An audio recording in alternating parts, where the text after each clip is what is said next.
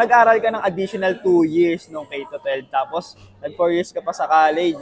Tapos pag-graduate mo, sahod mo 13K lang. Subukan natin explain, bakit ganito ba yung nangyayari sa Pilipinas? At nga pala, ang picture na to ay galing kay John Paul Arnaiz, 10K daw ang sahod monthly. Ang baba na nga talaga ng minimum ngayon dito sa Pilipinas. Imagine, 500, nag-work ka ng 8 hours, yun na yung kikitain mo. Samantalang Samji ngayon, magkano na? 520 pesos.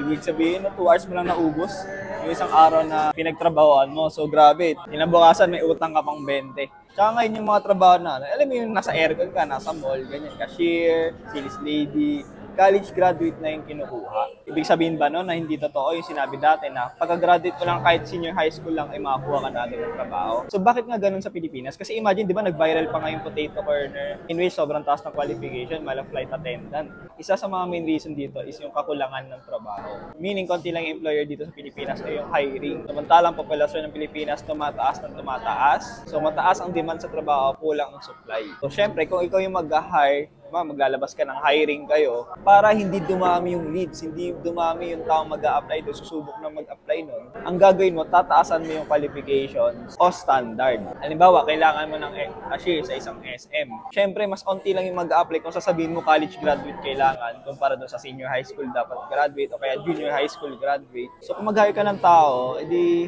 mas makakatulong sa iyo kasi quality yung magiging leads, quality yung kukuha sa iyo, quality yung magtatrabaho under your company.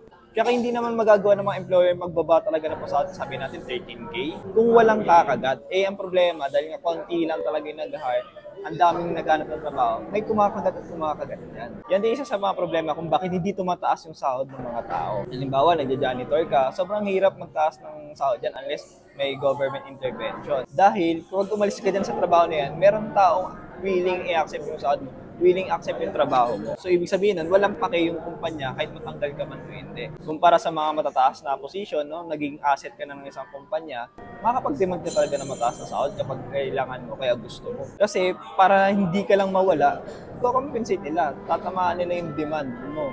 Bibigay nila sa iyo yung gusto mong compensation. Basically, supply and demand.